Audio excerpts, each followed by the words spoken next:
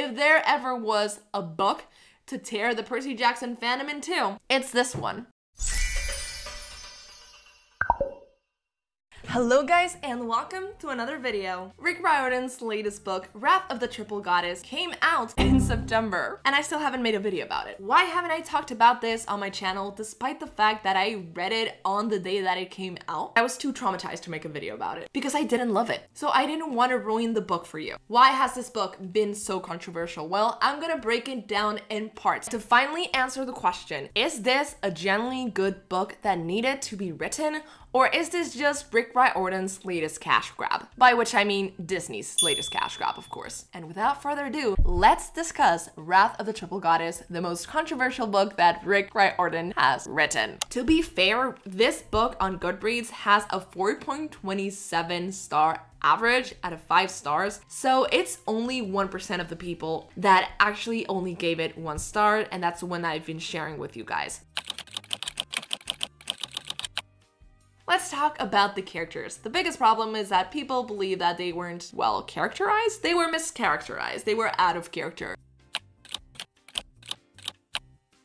Speaking of characterization, let's talk Percy. I can't believe Rick Riordan really gave Percy Jackson, darling of fangirls everywhere, a shirtless scene only to describe him as scrawny, weak, unimpressive, and not ripped. The guy really knows what his audience wants. Hashtag Rick is just churning these books out for the money at this point. To be honest, I believe that Percy being scrawny isn't necessarily correct. That is not correct.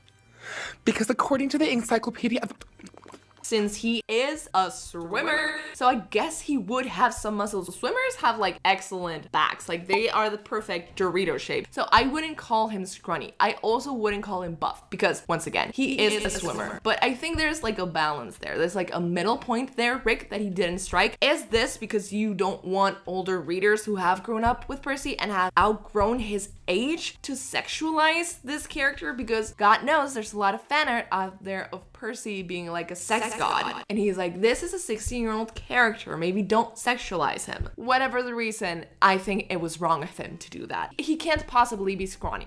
I get him not being like super buff, but oh my God, not scrawny. When I came out of the dressing room, Grover frowned. I thought you had muscles and stuff. That's probably the fandom speaking. Dude, I said, first of all, muscles and stuff sounds like a bankrupt fitness chain. Second, I'm a swimmer, not a bodybuilder. You should see swimmers. Swimmers, they have good bodies. But to this, I say, this is what I don't like about the humor in this book. Because while I thought you had muscles and stuff, the fact that Percy says muscles and stuff sounds like a bankrupt fitness chain rubs me the wrong way because it feels like there's good setups, but it also feels like Percy, Annabeth, and Grover, they think that they're in a stand-up comedy show. Every time they have to keep giving us like great one-liners, and not one-liners that I think someone would give. I think it's too contrived. Like the humor, please stop. You're not doing a one-man act like a comedy show, please.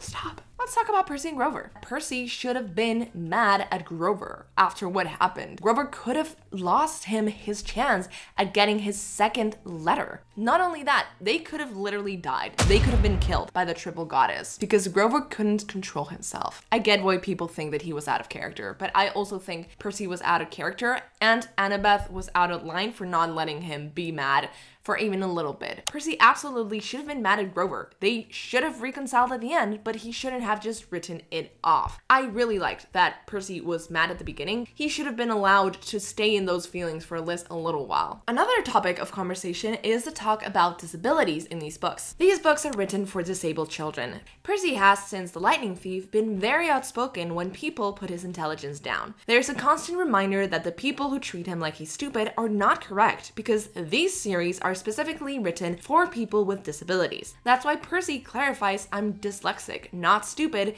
in the 10th anniversary edition of The Lightning Thief. Percy's insecurities do not affect the overall message that your disability does not make you stupid, because Percy himself is constantly challenging the people treating him like he's stupid. and yet he behaves like he thinks he himself is stupid in this book. Conversely, Wrath of the Triple Goddess is constantly making digs at Percy's grades and Percy's ability to think without Annabeth, without keeping the theme that your disabilities do not make you stupid. Annabeth is acing all of her classes. Give me one example from Wrath of the Triple Goddess that detail how her abilities negatively affect her or how she is accommodated to overcome them. And now think why it might be a problem that Percy, someone who is written specifically to represent children with disabilities, is being treated as stupid, doing poorly in his classes, is being overworked, is constantly disparaging himself, and is never one standing up for himself. Percy's insecurities does not mean that the entire narrative treats him like he's incompetent, godless. He might call his plan stupid or crazy, but that doesn't stop him from making it without needing Annabeth to think for him. And I understand that point of view, and I partially agree, but I do think that it made it sound like Percy thought he was way stupider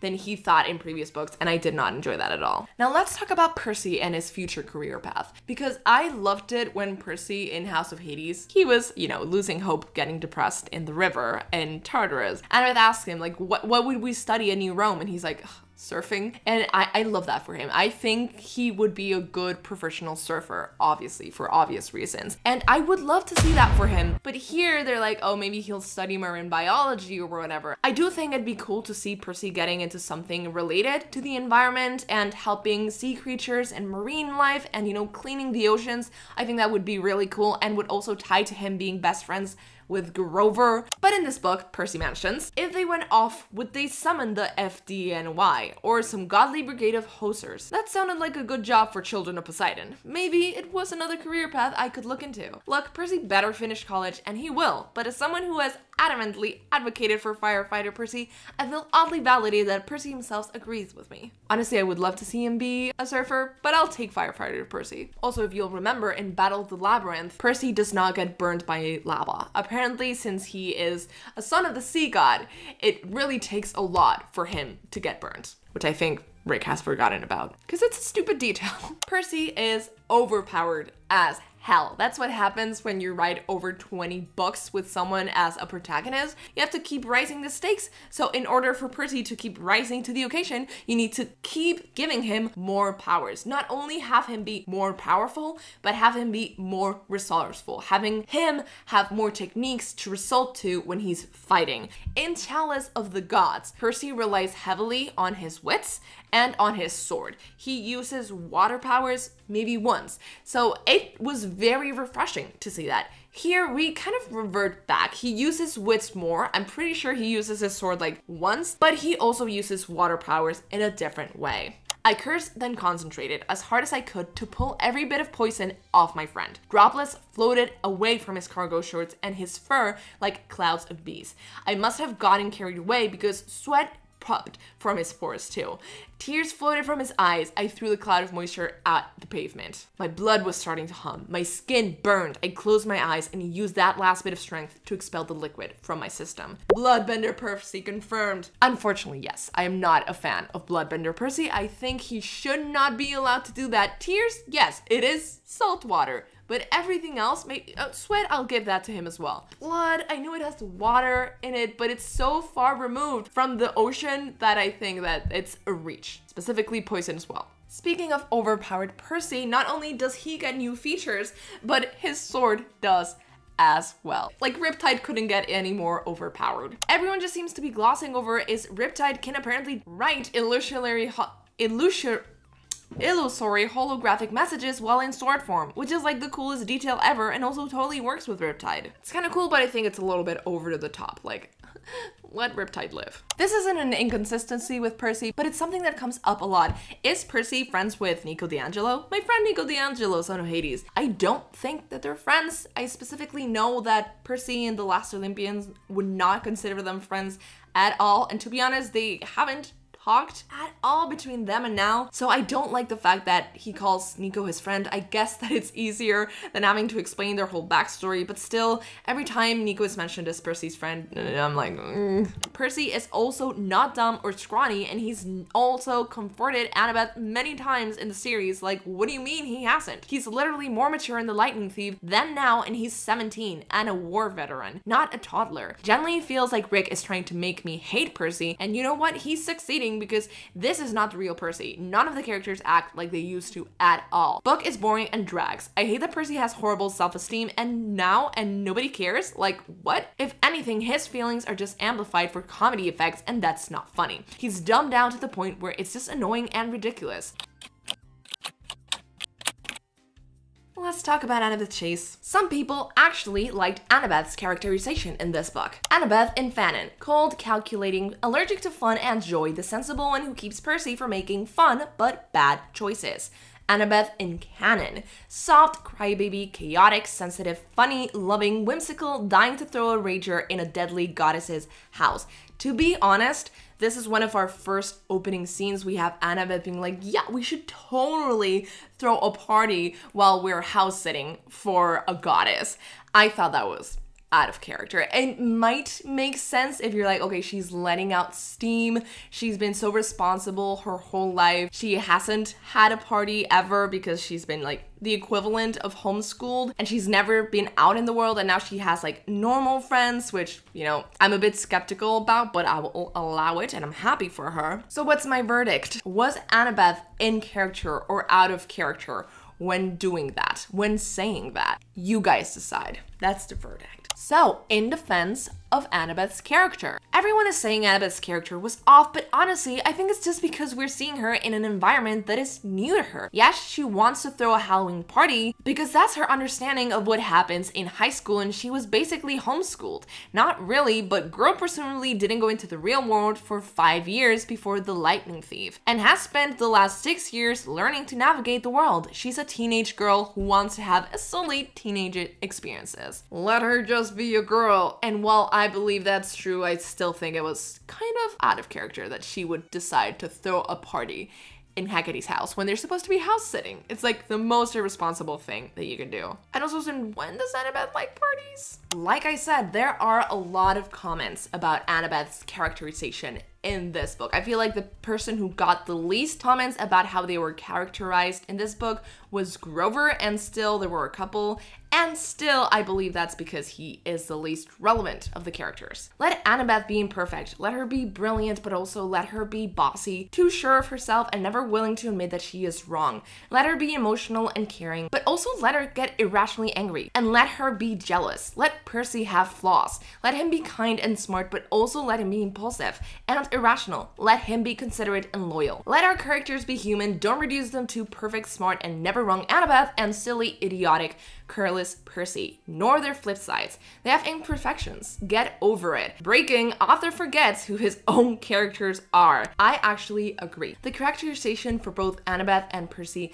and their dynamic with each other was not something I was necessarily happy about. The fact that Percy says numerous times that thank God Annabeth was there making the plans when he has been the one surviving through all of the books. Like, he isn't smart, or like he can't make a good plan or improvise by himself. I know we have to give Annabeth extra props because if she doesn't make plans, then she literally has nothing to offer, being a daughter of Athena. Percy obviously is a very good sword fighter, and he has magical abilities due to his parentage, Poseidon. But Annabeth, she is smart.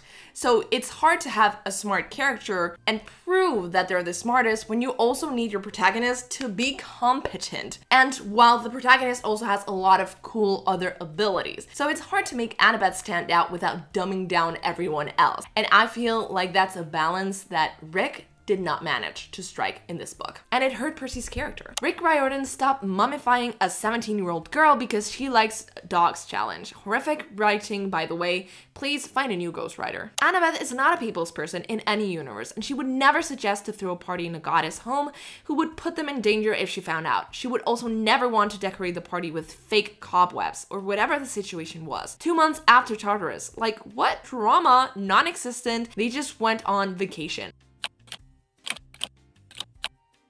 Let's talk about Grover and Grover's inconsistency. Just read the plot summary for Wrath of the Triple Goddess, and wow, this is painful. This just sounds painful to read. Why is Grover the incompetent, inciting incident character? That is not his narrative role ever. Really, that's like the fandom conceptualization of his character, where he's reduced down to comedic relief and nothing more. He's mostly exposition and support. Why not have the inciting incident be something about Annabeth's hubris, something that has gotten the gang into situations tons of times before in a way that doesn't put down any of the characters? Heck, you could have even tied it into some of the Sea of Monsters stuff, like Cersei having told Annabeth that she's make a good sorceress. That'd be perfect for how the book starts, since it literally just exists to be advertising for season 2. I agree. Grover is apparently incompetent now and did the only thing he really wasn't supposed to do, and now Percy has to apologize for having a very understandable reaction to that. What?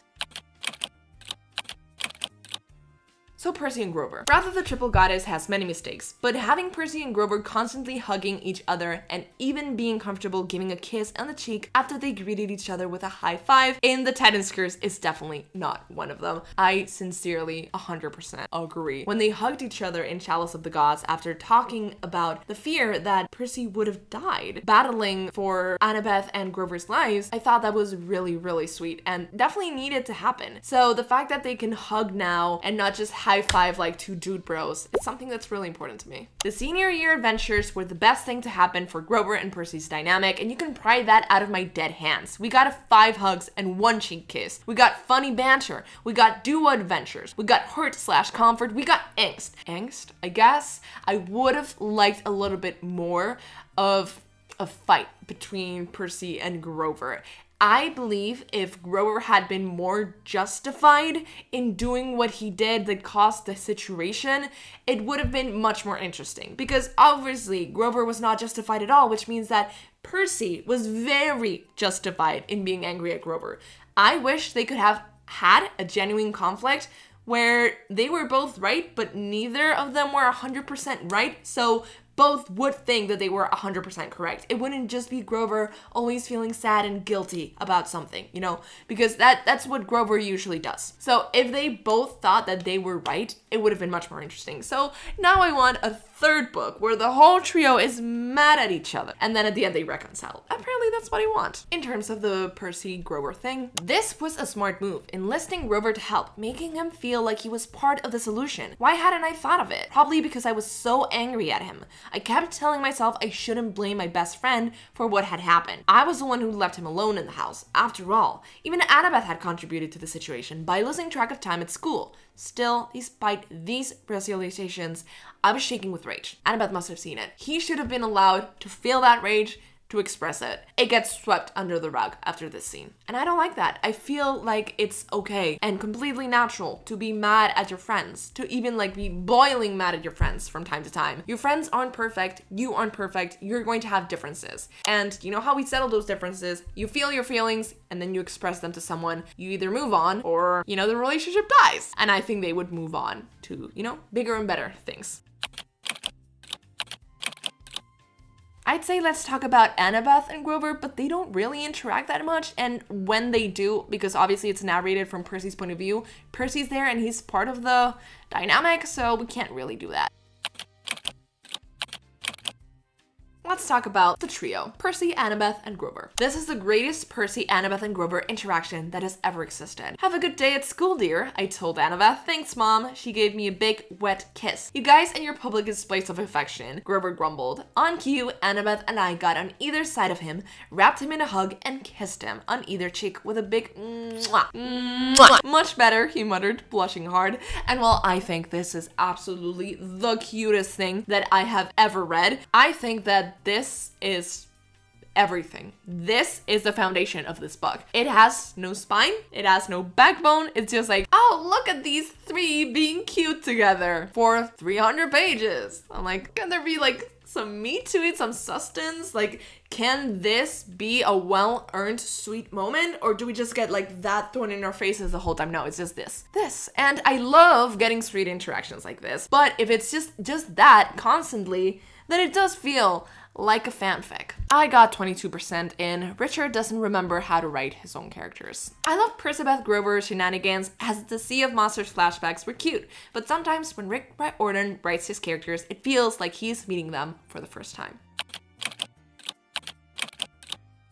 Let's talk about Percabeth. Percabeth had some great scenes in the Chalice of the Gods. Some of those are some of my favorite Percabeth interactions. I did not love them too much here. They still had some cool moments, but most of them I felt were like, not it. That's not to say it's all bad. Percy and Annabeth also had some very good moments, like this quote here. Annabeth listened with the kind of intensity most people only give to their favorite songs. Like she wanted to memorize every word, analyze the meaning of every line, and how it made her feel. She was a natural problem solver. Actually choking up over this quote from Wrath of the Triple Goddess. Annabeth listens to Percy speaking like she listens to her favorite song. This might be a misinterpretation of the quote from the book because as I read it, I feel like this applies to Annabeth listening to anyone, but it can be interpreted as Annabeth listening specifically to Percy, so I will take that. One thing that I did not enjoy about Percabeth, I don't want to say the intensity, but look at this. Apparently, she didn't appreciate my humor. Annabeth often told me that I would make a great dad because I already had the right jokes, stupid, corny, and stupid. I caught a glance from Grover. He was beaming at me like, see? Annabeth will make a great mom. Dude, I thought, one thing at a time. I'm still working on the college applications. First of all, Annabeth is not subtle at all. Why does Rick Riordan constantly talk about these two 16-year-olds thinking about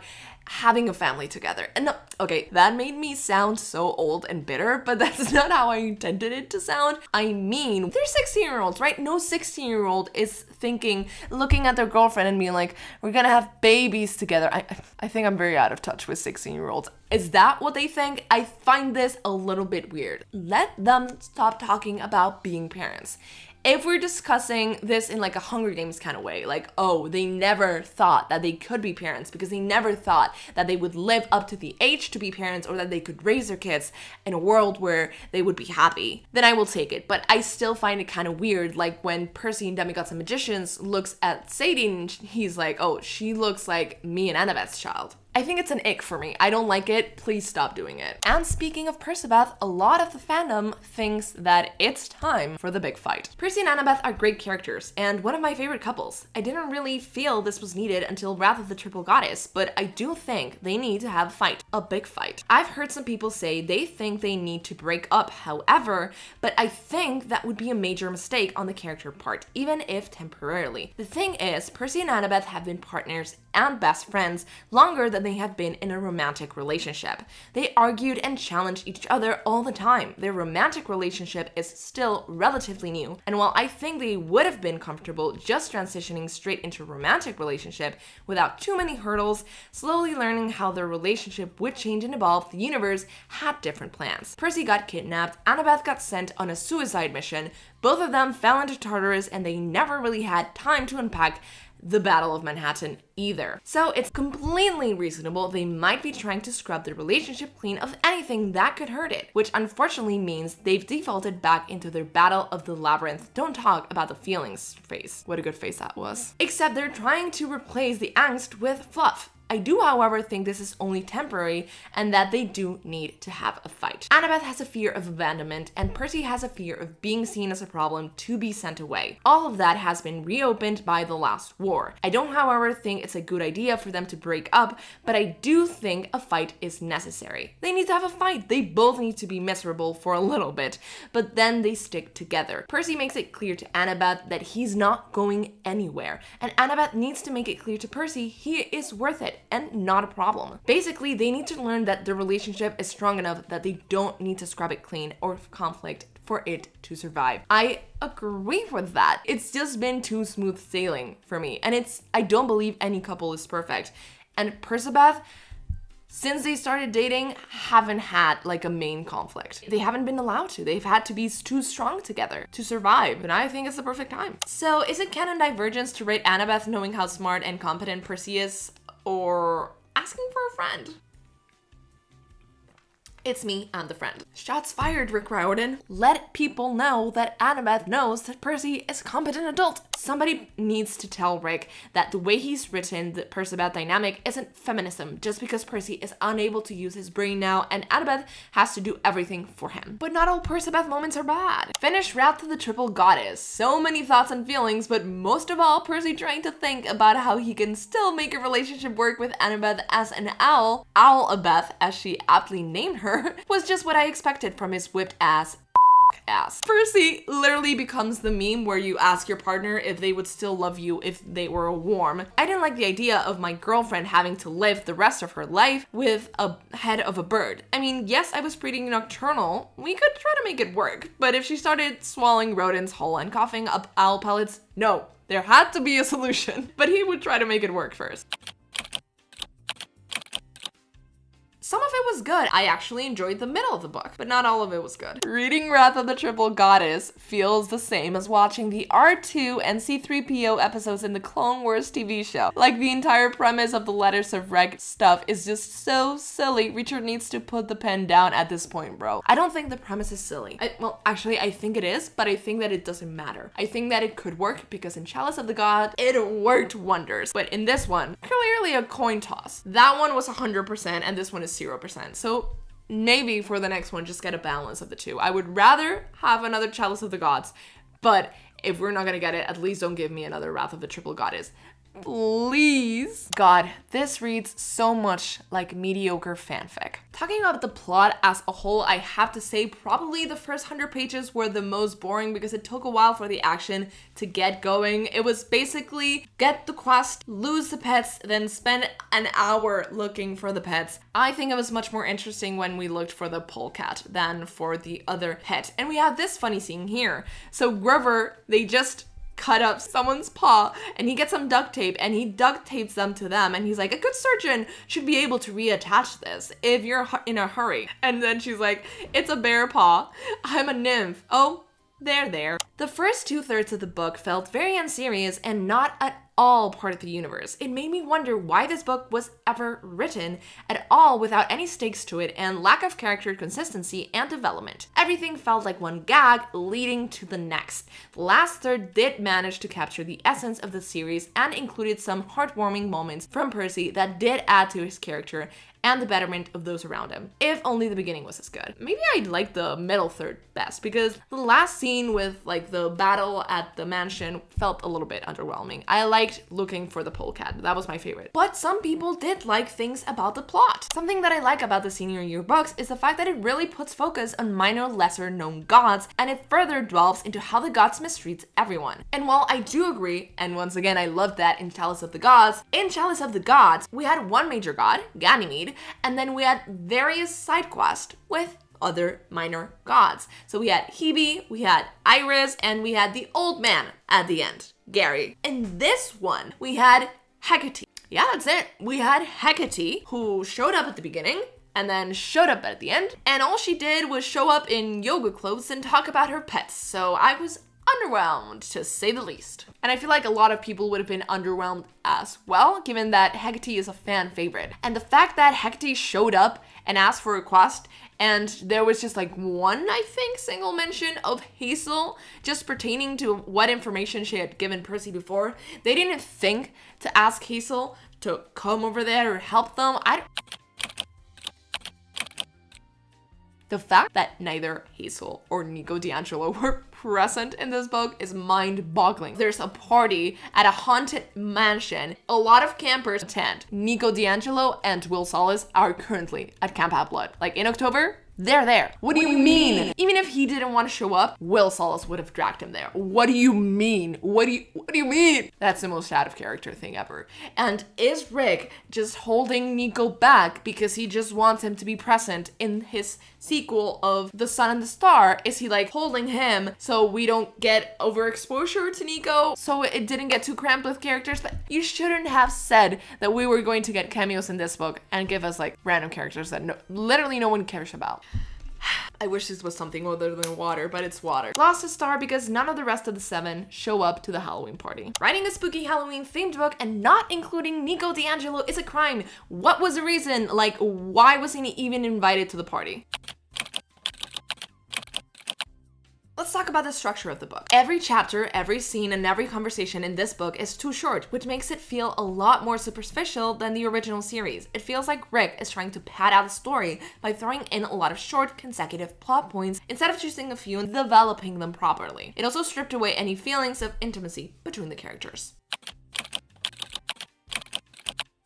Retconning is a thing that happens in this book, specifically with Sally Jackson. Reading Wrath of the Triple Goddess right now, and I need to know whose initials are C-E-J, because I can't think of anyone. It took me a while to figure it out, but Sally whatever Jackson. Apparently Sally Jackson was almost abducted or made part of the Hecate magic learning school. Yeah, that's what we're dealing with right now. And that's what happens when you write in a single universe with the same characters for too long. You have to go back to give them backstories that they didn't have before. So that's retconning, and I hate it. Oh, this has actually always been true. We just didn't know about it. I don't believe it. It's been 20 years. I don't believe it. Let's talk about the inconsistencies, because God knows there were many of them. The timeline is a mess at this point. A mess. So this book is incredibly inconsistent. However, it is true that some fans simply do not care about the inconsistencies. I had fun. I got to see my original trio have a crazy Halloween pet-sitting adventure. They were silly chapter titles and lots of shenanigans. Annabeth letting herself be a little responsible, blah blah blah. That's all I wanted. And if that's your opinion, that's fine. It's not mine at all. If you're happy about this book, then I'm so glad, because I wish I could be as well. Also, Percy said Annabeth had an apple shampoo smell as usual, which is interesting because she typically used lemon shampoo before. When did this change? Clearly this person, as they say, is obsessed with Percabeth and with the books, because who the f remembers that detail? There you go, there are many inconsistencies. It surprises me not at all that Rick Riordan would forget the smell of Annabeth's shampoo. In fact, I would be very surprised if it was kept consistent, unless he was basing it on the shampoo his wife uses. And then that would make sense because apparently Percabeth is based on them, and I don't want to think about that too hard. Let's talk about the editing of this book and about the major inconsistencies that this book has within its own book and also within the Percy Jackson Riordanverse timeline. Because if you thought Rick Riordan created plot holes inside his own books, then you haven't read this one yet, because this one is just one massive, gaping plot hole. And some people can't get over that, and I think that's fair. I agree Riordan should be better at catching inconsistencies in his books, but like, ultimately, it is his editor's job to do that. Whether you want to say he's using ghostwriters for his newest series, or it's just the fact that churning out books as fast as he does is insane. Which is fair enough, and I agree. Like, either way, it is quite literally what the editor is employed for. Did he recently get a new one who's worse than the old one? I thought that was hard, but it's not. Or is it the same editor doing bad work for 20 years and getting even lazier? It's baffling to me that as popular as the series is, this has been allowed to fly for as long as it has. Bro, at this point, I'll be your editor. Damn. It is too true. This book has so many inconsistencies, timeline-wise, that it's impossible to read right after Trials of Apollo or the Percy Jackson series or the Heroes of Olympus series, because for some reason, Rick decided that this would be the order of his books. We have Percy Jackson and the Olympians, first of all. Then we have Heroes of Olympus. Then we have Chalice of the Gods, Wrath of the Triple Goddess, and Mysterious number 3 book. And afterwards we have the Trials of Apollo, a month after the last book in the Chalice of the Gods trilogy ends, as far as we know. The Chalice of the Gods is supposed to end by the winter solstice, and Trials of Apollo starts at the beginning of January the next year. So that means that throughout the Chalice of the Gods trilogy, none of the events that happened during Trials of Apollo have happened yet, which makes a lot of the things mentioned in this book make absolutely no sense. For example, Leo Váldez.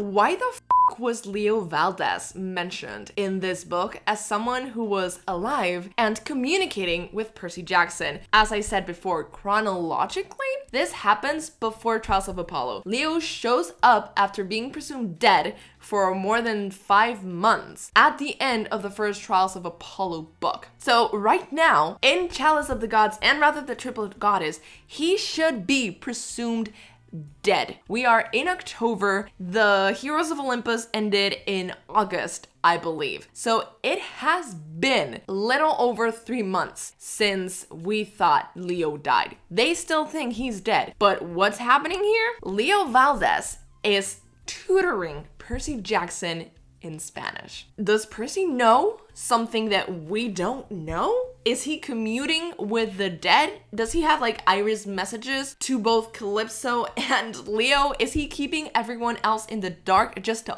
with them? What do you mean? I know Rick Riordan knows that Leo is a fan favorite, but he should know when his characters are dead, or when they're presumed dead at the very least. Even if he doesn't remember, his editors should remember, someone should remember. And not only is Leo somehow tutoring Percy from beyond the grave, he also created a specific whistle so Percy can summon Mrs. O'Leary. I thought this was really funny. It has the words Leo plus Percy forever. I thought that was very cute. However, it is very inconsistent.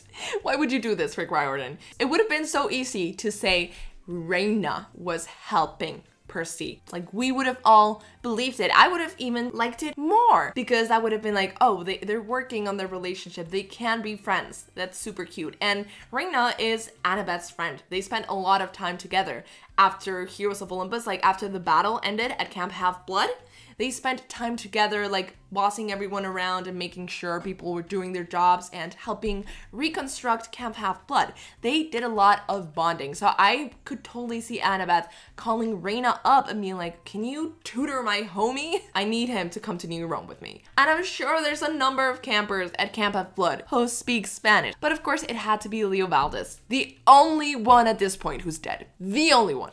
That's fine. I'd barely been able to master numbers and colors in Spanish, even with my friend Leo Váldez as a tutor. Ah yes, Leo Váldez. The Leo Váldez that is currently presumed dead by all who know him.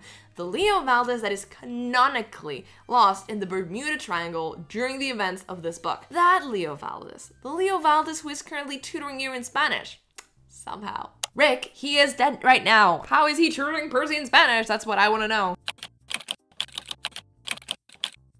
I love Percy Jackson with all my heart and soul, but I found at least 3 separate instances in which the wrong character name was used. For example, a specific character is named to be doing something and then is referenced to as a different character immediately after. In the newest book, and I'm just trying to figure out how they got through all the way through publishing, there was a major one in Sun and the Star. Rick, what is happening? Clearly he has to hire a different editor because he is not going to put in the work to fix that. Clovis from the Morpheus cabin? What the hell, dude? I read The Lost Hero once when I was 14, and even I remember Clovis was Hypnosis' child, which is kind of an important plot point in the Heroes of Olympus, since it helps Nico then communicate through dreams with Camp Half-Blood. Has he forgotten they are different gods or something? Dude, what even is this? Hey guys, Rick Riordan and his editor rely on the fandom wiki to be their series bible, so if you want more of your favorites but don't want to pay money for actual garbage, maybe head over to Archive of Our Own and read about your favorites for free.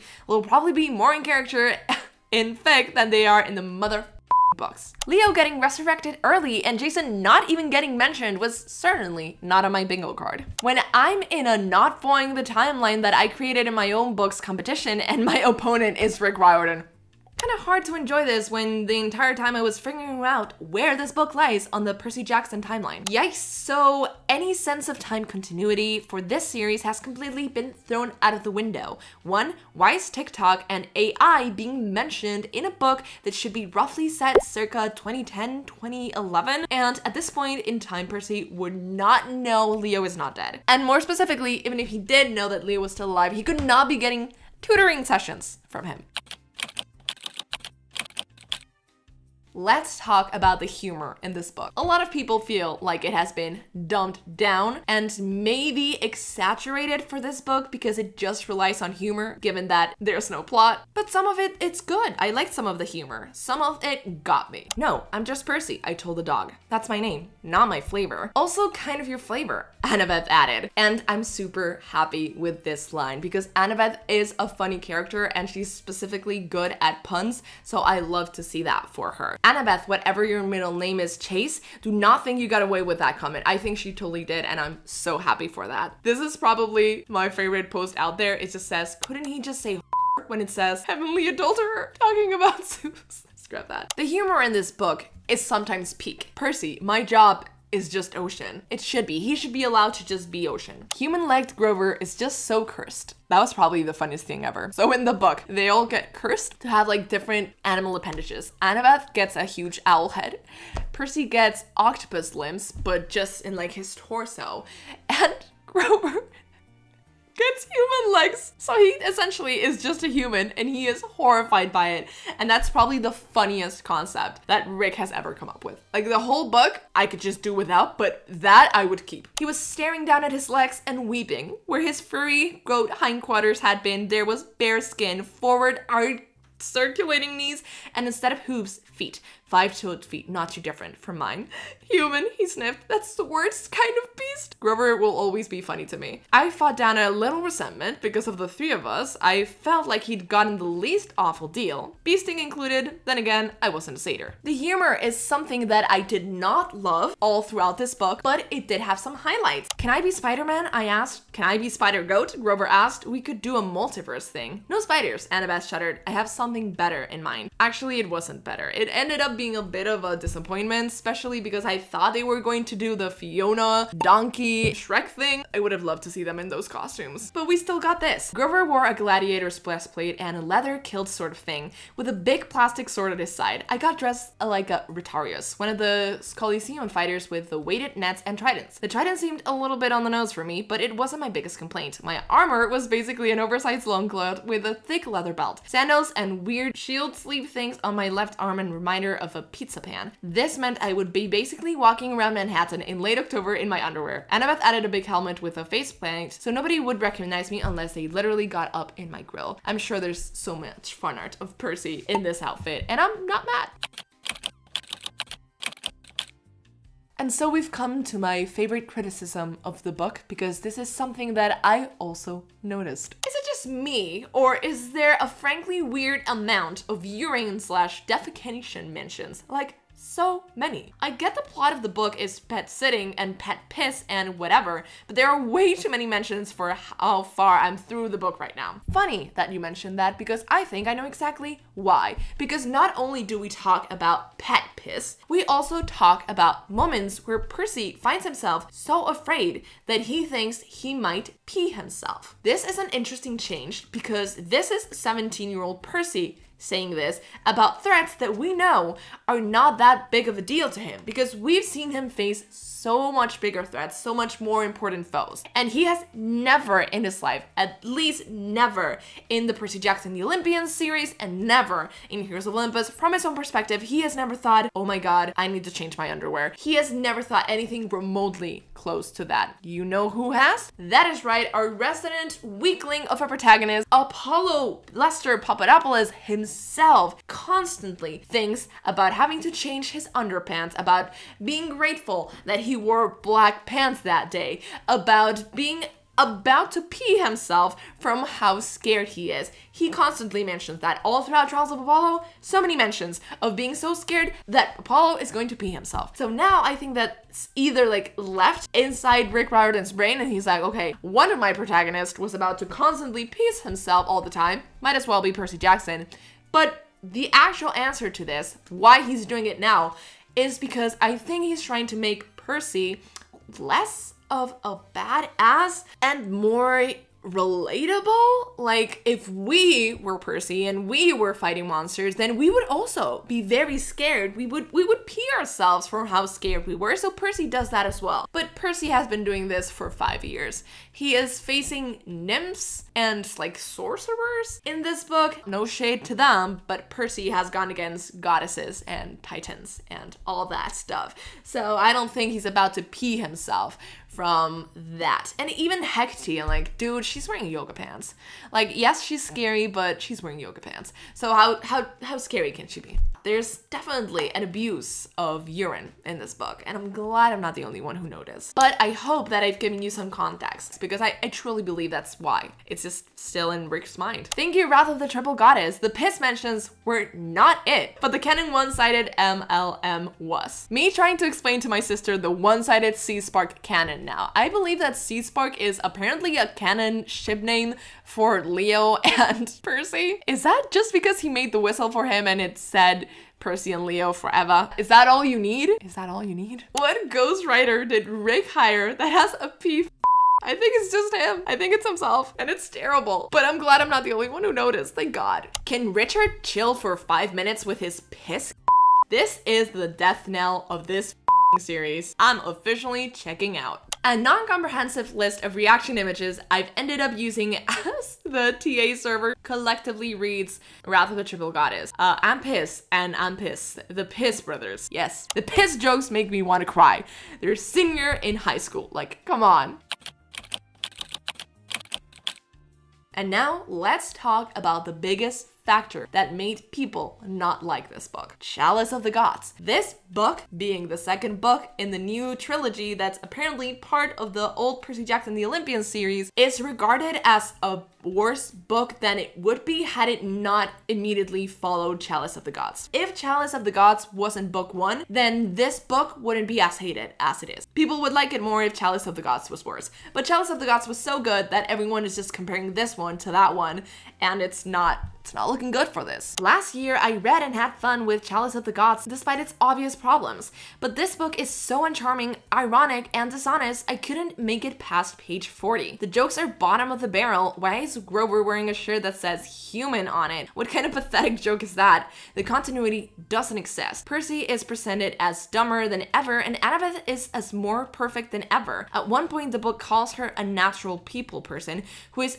always hounded by people who want to be her friends, and I just want to stare at a wall for a bit. In all honesty, I don't know if the books is much worse than the first one, or if I'd be less critical a year ago because the show wasn't out yet. So I wasn't aware just how creatively corrupt and cash grabby the franchise has gotten. I simply can't read these books anymore, even as a cringe read. If the last book was Riordan rediscovering Percy's voice at its best, stronger and older, but still recognizably him, this one felt like reading a well-done caricature. The constant comments about Percy's stupidity were really off-putting. The trio were distilled into their most marketable trait, with Annabeth, the smart one, Percy, the stupid one, and Grover, the sidekick. I had really hoped we were past this. Ultimately, I just couldn't care about the book because of these aspects, at the top of the fact that I didn't see what the lesson to be learned was, or what was the theme of the book was supposed to be. Chalice had such a strong identity and message, and this is just, let's take responsibility, and if we make a mistake, let's fix it. The last chapter clarifies that the point maybe was supposed to be as it pertains to growing up, but too little too late, and not threaded masterfully throughout the book like in Chalice. I will read the third book and hope this one is just a case of middle book syndrome, but I genuinely cannot believe that this was a follow-up to Chalice. When I reread the Percy Jackson series again at some point in my life, I could see this being the one book out of every single Percy Jackson book that I won't bother with. Rick, please put the pen down. I'm begging you. Not even nostalgia could make me give this an extra star. Chalice of the Gods was miles better, with actual character arcs and development. There were some cool moments that were fun, but there were a couple of blatant timeline errors that I don't know how the editors missed. I understand these books were supposed to be lighthearted, but they were just not hit the same as the original series or even Heroes of Olympus. It's sad to me that people have to give disclaimers before talking badly about this book. If you can't tolerate criticism towards Rick Riordan, do not read this. I've seen a lot of people in here saying things like, if you didn't like the books, you just don't know how to have fun. And the new book haters are just mad that they aren't the target audience anymore. And my personal favorite, nothing in the books has changed, only the readers have. A big portion of the fandom that has not liked this book are the older readers, not only in age, but also the people that have been reading Percy Jackson for a while. And while I see your points and I respect you, allow me to show you something. In this book, Annabeth is surprised to be comforted by Percy. We're going to get through this, I said. She looked surprised. Me comforting her, kind of switching things up. Past books, Percy is absolutely comforting Annabeth, constantly. She started to sob. I mean, horrible, heartbroken sobbing. She put her head on my shoulders and I held her. That is the Sea of Monsters. She blinked back tears and put out her arms. That is Battle of the Labyrinth. I stepped forward and hugged her. her. Shut up, seaweed brain, she ordered. Just hold me for a while. They sat together cuddling, enjoying each other's warmth. That is Mark of Athena. He turned her gently away from the pit and wrapped his arms around her. She buried her face in his chest and broke down in tears. It's okay, he said. We're together. They sat together on the ledge next to a roaring, fiery waterfall. Percy put his arm around Annabeth and she leaned against him, shaking from exhaustion. Once again, House of Hades. And all of these moments, I'm like, specifically in Heroes of Olympus, Percy feels much, much more mature than he does in this series. Then we have, in this book, Annabeth being shocked when Percy is smart. She studied my face. You'd think she would have known it pretty well by now, but she seemed surprised, like she saw something on it that she never noticed before. What? I asked.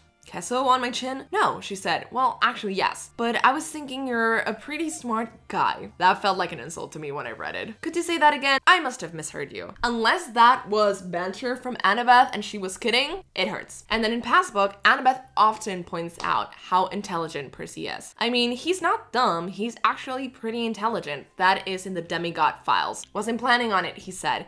You can feel that, right? We're still in the Mansion of Night. I do not want to see it. Smart boy, Annabeth thought. She used to tease Percy for being dumb, but in truth, his instincts were usually right on target. That's House of Hades. In this book, Annabeth thinks Percy can't do anything on his own, and Rick communicates that Annabeth is always saving his ass. Thanks, I said, but honestly, we're fine. You still got 2 more naiads to face. You wouldn't have been fine. Wouldn't you need help? I tried not to feel like she was doubting my abilities, but in past books, Percy is always watching her back and saving her ass just as much as Annabeth, and Annabeth admits it. I'm not gonna read all this, but I'm sure it's correct. So my problem with the new books is not that it's more goofy than serious. My problem is not that little things that have changed. My problem is not that it's just for fun. My problem is not that it's much more childish. My problem is that the characters, especially Annabeth, have flat out changed in bad ways. And we have no choice but to accept it as canon. My problem is that Rick, while trying to merge his books with the new TV show project,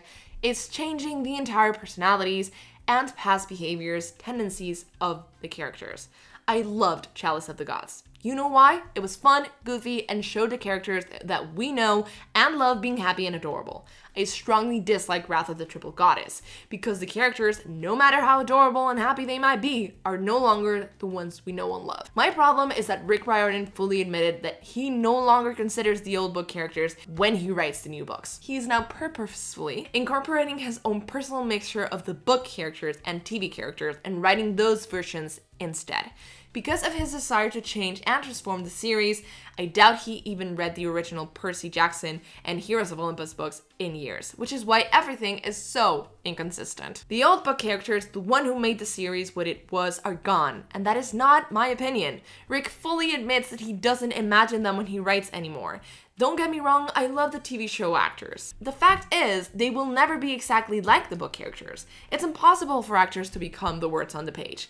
They're their own unique version. And likewise, you cannot turn actors into print. It doesn't work, and why would you try? The book versions were perfect as they were, and the Disney kids need to make the characters their own. The 2 versions can exist side by side equally as wonderful and still be gloriously different. Annabeth isn't the same Annabeth anymore, and Percy isn't the same Percy anymore. And it's not because they went through trauma or because the time passed. It's because Rick Riordan doesn't have any interest in writing those versions of them anymore, and I think the comparisons between the old and new show that fact pretty well. And I agree. I know people like to deny this, but there's a clear difference of personalities between the show characters and their book counterpart. I also want to say that it's not me blaming the actors. This is me saying that the writers and producers of the show don't get the soul of the characters and they try to put them into certain boxes, when in reality they are so complex. Not his best work. Perhaps I'm getting older, but I had trouble staying focused while reading this book. As much as I love following Percy and the gang, this wasn't their most interesting adventure. I'd rank this somewhere with Sea of Monsters, which is an insult to Sea of Monsters. I do feel this wasn't totally fan service, and Rick actually had something to say. The Golden Trio is growing up, but not necessarily growing apart. Otherwise, the last line was a little corny. Cute fall fun vibes. Percy Jackson will always have a place in my heart, but I'm excited to pull out big girl books on the tube again. The more issue I take with it is how much it feels like a younger audience book compared to the others. Way too many P jokes. The first one was kind of silly, but there was no need for like 10 more. Can we please stop joking about Percy's intelligence? Why show Annabeth friends criticizing him if it doesn't ever get brought up again, and presumably Annabeth just lets it happen? I know she says, I don't give you enough credit, blah blah blah. But why is this coming up so late in the series? There were cute moments that I liked. I really like seeing the trio just hanging out together, and it's nice seeing their bond after all these years. I feel Rick has lost his touch with the youths. I haven't watched the Percy Jackson TV show, but I wonder if the characters in these new Percy Jackson books are written more to resemble the TV version of themselves rather than the original book versions of themselves.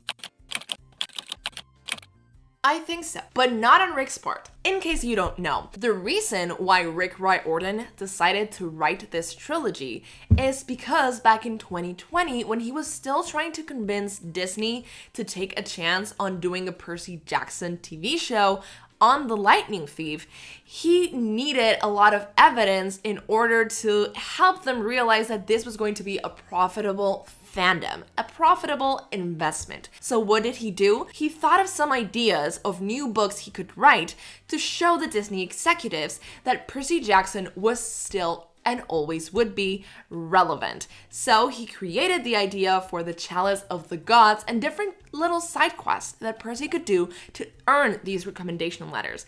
However, before he got the chance to expand on any of those ideas, the Disney executives already greenlit the Percy Jackson The Lightning Thief TV show, so it was no longer necessary. While they were already doing the show, I guess Rick just had those ideas already, and he thought, this is not confirmed, but this is my own conjecture, he thought that if he published a new Percy Jackson book right before a new Percy Jackson season, it would create a lot of hype for the Percy Jackson universe, specifically for older fans who already had the nostalgia but might not have been thinking about the fandom in a while. Because while a lot of people love Percy Jackson and the Olympians, a lot of people stopped reading there. They didn't continue with the other series, which means they stopped reading Percy Jackson around 2009 or 2010, which means that they hadn't been reading Percy Jackson for more than 10 years. So putting out a new book, which is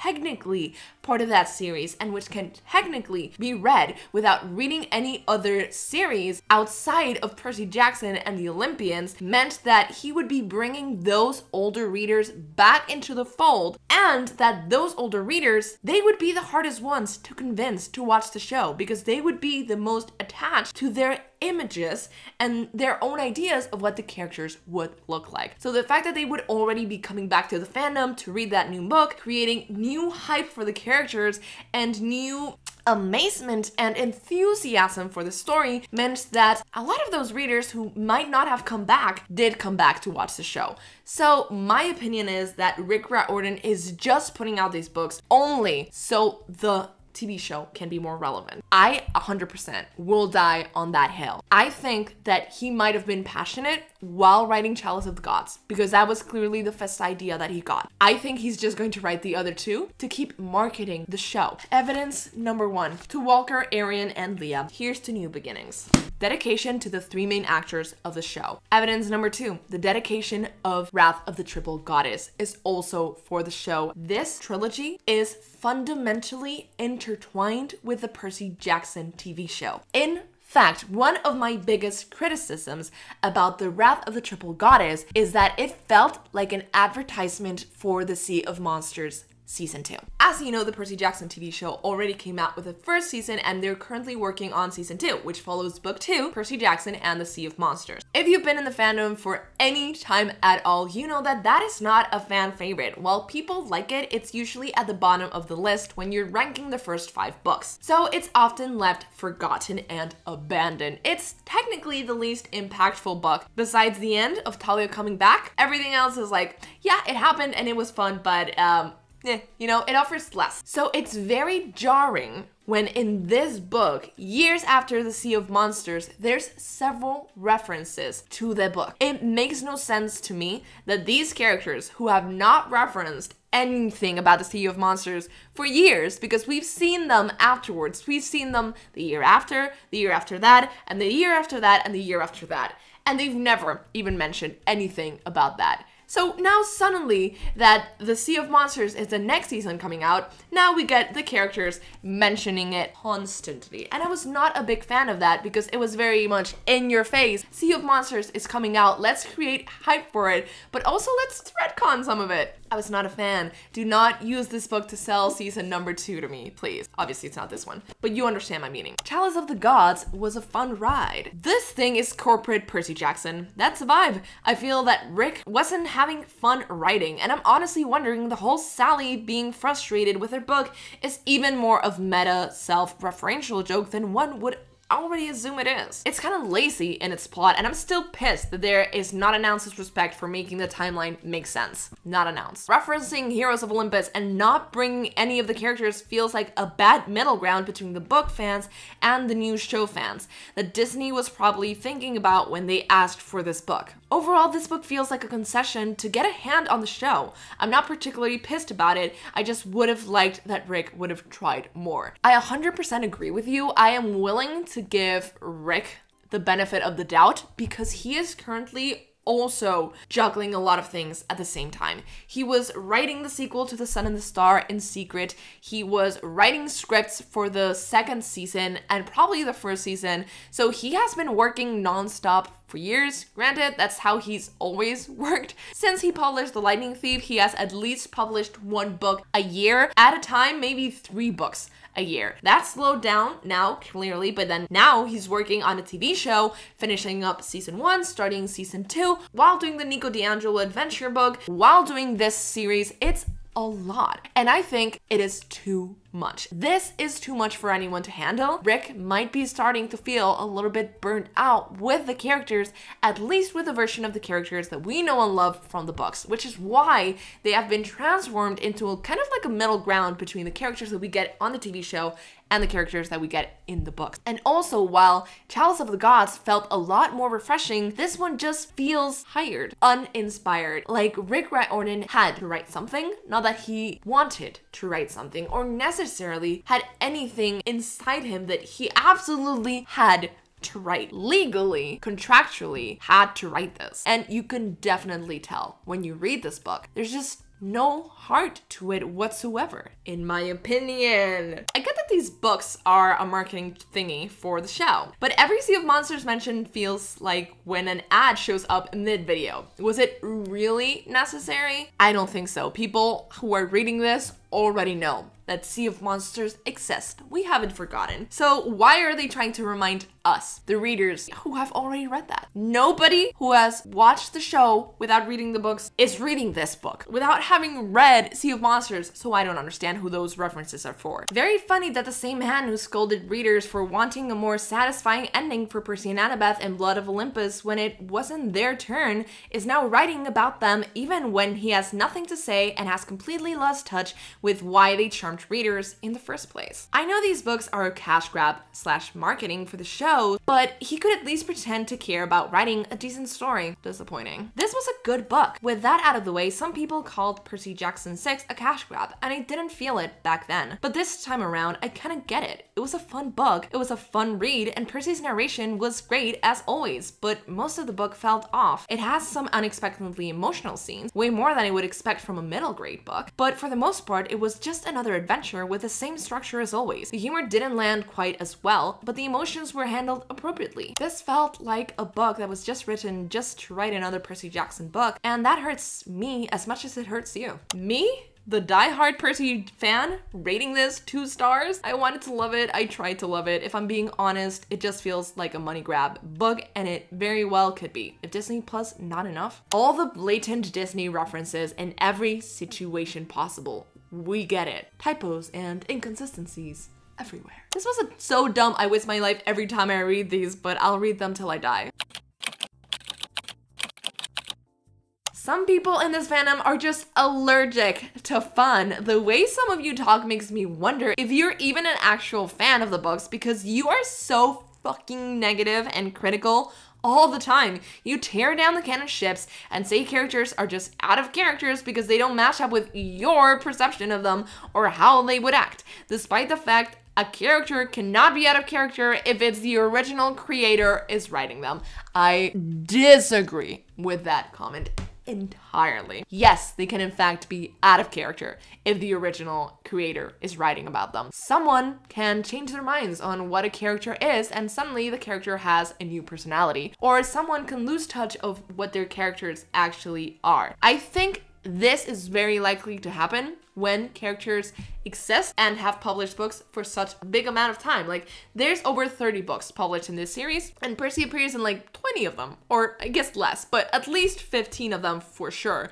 So the fact that we know him that much makes us better at finding the inconsistencies with his character. It makes knowing when someone is out of character a bit harder as well, because character inconsistencies could also be just accredited to the fact that he's growing up. People changed and evolve over time, so you can't expect Percy from The Lightning Thief to behave in the same way than Percy from Wrath of the Triple Goddess. The fact that since he's a book character, he has to constantly learn, grow, and evolve means that he's never going to be the same person he was a book earlier. The foundations of his character should still be the same, and I believe they were kind of rocked in this book series. And I'll give you that the timeline makes no sense and there's continuity errors, but that's just part of the charm of Percy Jackson. I think we're past the charm stage now. It's just annoying. You're expecting a masterpiece, when it's just a new bonus books we're getting that are middle grade. I raise you this. Percy Jackson and the Olympians was middle grade. And it's iconic. It's great. It's a 10 out of 10 series. This, I'm not gonna say it's hot garbage, but it was deeply disappointing. So it can be middle grade and still be good. In fact, I believe that all middle grade should be good, because just because something is intended for younger kids doesn't mean you shouldn't put effort into this, or that it shouldn't have a good plot. Kids deserve that respect. They deserve you to put effort into content that you're creating for them. Looking at you, Teen Titans Go, you freaking suck. But those people don't matter. You know what matters? Your opinion. So let's check out what you guys thought about this book. I was focused on fangirling on Annabeth often said I'd make a good dad, and see, Annabeth will make a great mom, took care. I'm kind of sad people didn't like it. I really enjoyed it. I mean, it was weird he kept mentioning Leo, but at that point they knew he was alive and they just didn't know where he was. Remember that he sent a scroll saying he was alive and Piper and Jason went to go look for him. Yes, but that's one thing. Another thing is him being lost, only being able to send that one scroll, and him tutoring Percy in Spanish. I feel like they dumped down Percy in it. Dumbing Percy down sucks so bad. It wasn't easy with that Annabeth to do the 90% of it for me. He's not even stupid. He had nightmares about being called stupid by his teachers, which he said he had like a million times in The Lightning Thief. But now Rick's writing him like if he's stupid, just like how the fandom treats him. I just finished it literally a minute ago, but I thought it was pretty good. I feel like in a way Percy seemed almost weaker. It's been a while since I read the books, but I feel like I don't remember him getting knocked down as much. Might just be me though. I would have liked more Percabeth, but that's just because I love Percabeth. I was personally quite disappointed, especially when it came to the whole Hellhound whistle situation. Percy and Leo weren't friends on the Argo 2 because of the Camp Jupiter incident. It made zero sense for Percy to have that whistle.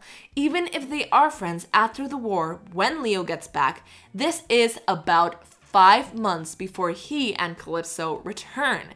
Hecate was cool to see, but the ending kind of bored me. It felt so empty and easy to compare to other books. It would have made so much more sense if the main trio contacted one of the Underworld siblings for some help or even just a bit of advice. I liked it, but I think Robo was kind of pushed to the side and Percy was reverted to the dumb kid who knows nothing about Greek myths. I honestly thought the book was pretty good, but it did feel like there was a lot less important action, but that might just be because I reread Blood of Olympus and The Last Olympian not too long ago. I was also kind of underwhelmed about the actual adventure element in the book. I expected something grand, magical that would turn from pet sitting into another thrilling, dangerous quest, but instead I got 4 to 5 chapters of action towards the end. Also, the last few chapters just felt flat, rushed, and overall uninteresting. I'd give this book a 3 out of 5. Absolutely wild that people are so upset about this when for other huge fandoms, this would be a good book. This says a lot more about other huge fandoms, in your opinion, than it does about our own fandom. Regardless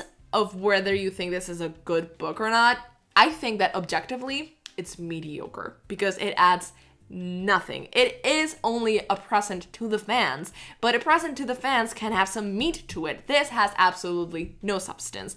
Objectively, mediocre book at best. So the fact that you're like, this mediocre book would be good for other fandoms, I guess it just suggests that you believe that Rick Riordan books are just better than other books in general, so a mediocre Rick Riordan book would be a good book for someone else, which I don't agree with necessarily. Please stop calling it a cash grab. You're allowed your own opinion, but most authors like writing a particular thing, and dumbing down Percy is just because it follows the style of the original books, which were written for kids, more than Heroes of Olympus and Trials of Apollo. Reread Percy Jackson and the Olympians. Percy is highly intelligent. We know that because we're in here. Sometimes his mouth betrays him and he makes dumb comments. But saying dumb shit doesn't mean that you're dumb. It just means that you're funny. It might not have been written for you and you might not like it, but that doesn't mean it's not a cash grab. I know these books are not written for me. They were written for me the first time I read them. When I read Percy Jackson, I was like around 12 years old, so I was the demographic. However, I am not 12 years old anymore. This is not written for me. It's something that I'm well aware of. The main demographic, 12-year-olds, deserve better content than this, better writing than this. They deserve a content creator that remembers when his characters are alive or not.